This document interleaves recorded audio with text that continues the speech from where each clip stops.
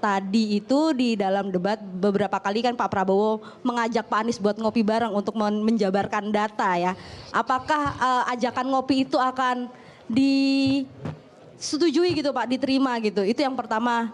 Yang kedua tadi juga Pak Prabowo menyinggung bahwa Pak Anies itu tidak cocok untuk berbicara soal etik. Itu aja sih Pak. Oh sama satu lagi ada titipan rekan. Yang tadi di terakhir, apakah Pak Anies sempat bersalaman dengan Pak Prabowo waktu selesai closingan? Ya, terima kasih, itu aja Pak. Ya, gini. Pertama, Presiden akan menjadi panglima diplomasi dunia. Dan itu artinya berada di forum-forum global, menyampaikan pesan Indonesia untuk dunia. Selalu dalam kesempatan-kesempatan seperti itu ada protokolnya. Dan tidak mungkin diberikan kesempatan berbicara berjam-jam untuk menjelaskan. Ada batasannya. Justru kepemimpinan diharuskan bisa menguasai komunikasi. Supaya gagasan bisa disampaikan dalam waktu yang diberikan. Dan ini bukan urusan antara satu pribadi dengan pribadi lain yang harus dijelaskan. Ini adalah forum untuk seluruh rakyat paham. Bukan ngopi di ruang yang tertutup. Jelaskan di forum tadi. Dan sesempit apapun waktu yang diberikan, gunakan untuk menyampaikan. Dan itu semua bisa disampaikan. Saya bicara di berbagai forum global, ya waktunya 1 menit, 2 menit. Tapi saya pernah menyampaikan di depan Sekjen PBB dalam waktu 2 menit. Dan gagasannya kemudian diterima oleh Sekjen PBB. Artinya apa? Ya memang kita harus menggunakan itu. Ini bukan antar pribadi. Jadi saya ingin garis bawahi, ini bukan ngopi bareng ditunjukin data.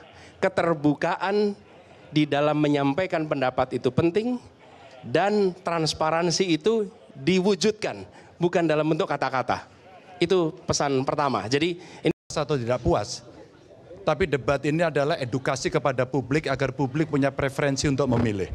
Maka ketika ada statement datanya tidak benar, maka saya tunjukkan data yang saya kepingin dalam konteks debat, data saya dibantah.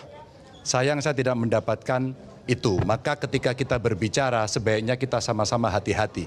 Maka saya orang yang fair, kalau tidak tahu saya minta silakan dikoreksi. Tapi kalau saya punya data ini dan Anda tidak mampu mengatakan, maka Anda harus mengakui bahwa saya yang benar. Kecuali Anda punya cara yang lain yang sudah saya berikan kesempatan. Silahkan kali ini boleh dibantu, sayang tidak ada yang membantu.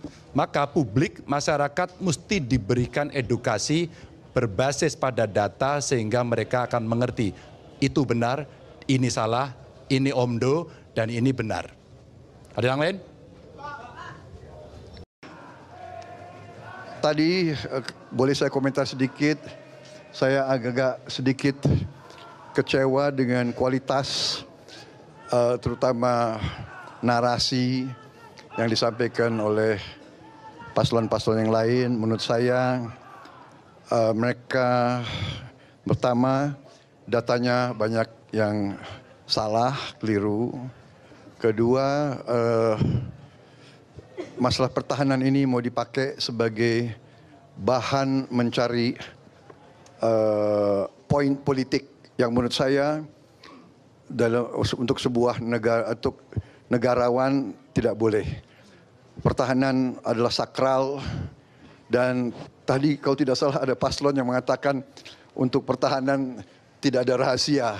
Saya kira ini sangat lucu, ini sangat tidak pantas bagi seorang pemimpin. Ya. Justru masalah pertahanan, keamanan itu syarat dengan hal-hal rahasia. Dan yang aneh adalah baik paslon 1, partai-partai pengusungnya kan PKB, Nasdem, dan PKS. Kemudian pengusung untuk paslon 3 adalah PDIP. Dan P3 mereka semuanya ada dalam Komisi 1 DPR. Jadi semua masalah anggaran pertahanan dibahas di Komisi 1 DPR, diawasi, diperiksa bolak-balik dan disetujui. Jadi mereka setujui. Jadi aneh. Jadi saya kira ini ini adalah teknik-teknik politik ingin mencari angka. Itu saya sampaikan.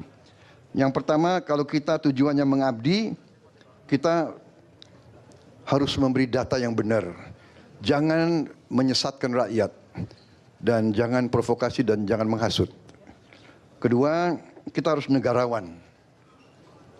Keselamatan bangsa di atas semua. Kita butuh kerukunan keselamatan. Jangan karena ambisi ingin jadi presiden, ingin jadi wakil presiden, seenaknya bicara, ya. Ini saya kira tidak pantas. Saya terus terang aja saya agak kecewa. Tapi sudahlah, tidak apa-apa. Saya percaya dengan rakyat, kami di depan rakyat yang punya akal, rakyat punya hati, rakyat yang akan menilai.